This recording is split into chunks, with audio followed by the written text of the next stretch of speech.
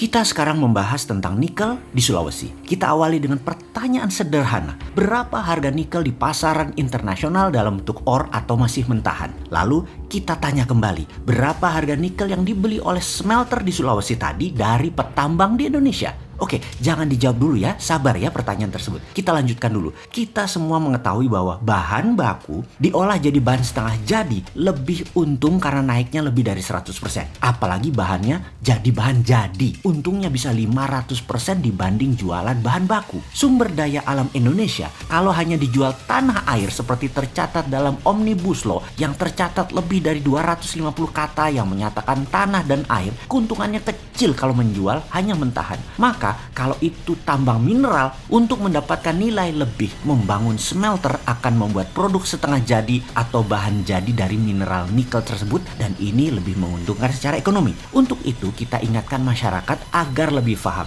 dunia penambangan dan dunia smelting proses dari mineral mentah menjadi bahan setengah jadi. Kita ambil contoh tidak nikel dulu ya, sabar ya, tapi sebuah perusahaan yang dikatakan smelter dalam tanda petik di Gresik yang memproses 1 juta metrik ton per tahun koper konsentrat dari Freeport. Kita juga harus ingatkan satu lagi. Freeport itu tambang tembaga, copper mining. Yang bilang Freeport itu tambang emas iku sopo? Mana emasnya? Lah yang diekspor koper konsentrat kok, yang dihasilkan koper tembaga. Jadi Freeport tambang tembaga karena hasil yang didapat dari pajak negara saat ini adalah mengekspor tembaga. Wes, ra usah kakeran takon ya. Wes, kita lanjut. Sekali lagi, Freeport adalah tambang tembaga. Tambang ya bukan manufaktur, bukan pabrik, bukan smelter. Pabrik, smelter bukan ranah penambangan atau pertambangan, tapi ranah industri. Jadi smelter itu adalah industri. Smelter adalah pemrosesan mineral mentah menjadi bahan jadi atau bahan setengah jadi. Kembali ke benda yang dikatakan pabrik di Gresik yang katanya smelter untuk koper konsentratnya Freeport. Diproseslah koper tadi jadi anoda slime dan ini diekspor ke Jepang.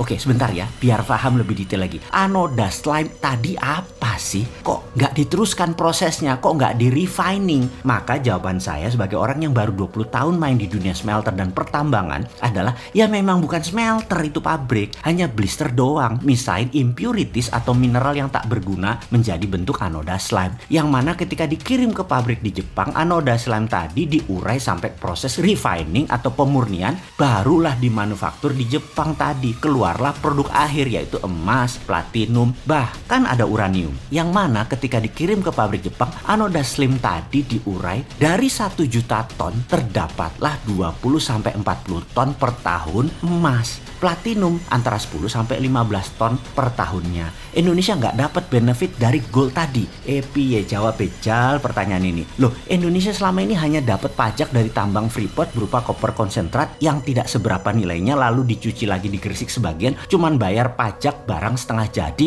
lalu anoda slime tadi diekspor, yang mana setelah di-refine baru dapat mineral murni PGM atau precious group metal. Paham ya? Yes, dan jadi perusahaan-perusahaan tersebut selama ini menikmati ketidakfahaman pejabat sampai beberapa presiden mereka itu menikmati. Enak ya, sampai sekarang enak banget jadi mereka. Oke, silahkan dilanjut menikmati semua kelemahan ini, karena kalau nanti sahabat muda dapat mandat di tahun 2024 pasti di stop semua kenikmatan korporasi dan pejabat atau mantan pejabat pengejar rente yang dapatkan benefit kelewat banyak kemarin, karena pejabat nanti gak ada pemburu rente seperti pejabat sebelumnya. Kita kembali ke nikel sekarang. Keluarlah peraturan tidak boleh ekspor biji atau mentahan nikel. Mulia ya peraturan tersebut. Pembela tanah air sekali ya peraturan tersebut. Oh ya, mulia, cinta tanah air. Iyalah. Dan yang bilang iya atau yang manut pasti nggak ngerti ngelola negara plus nggak ngerti ngelola nikel. Tujuan tidak boleh ekspor karena bahan mentah tadi harus naik nilainya menjadi bahan setengah jadi atau bahan jadi. Karena itu smelter Tiongkok hadir untuk nilai tambah tadi. Mulia sekali kan cita-cita itu semua. Oke, kita kembali ke pertanyaan awal. Harga ekspor atau harga pasaran hard commodity nikel berapa di pasaran internasional saat ini? Dan tolong bandingkan dengan harga beli perusahaan smelter Tiongkok itu dari para penambang. Lah,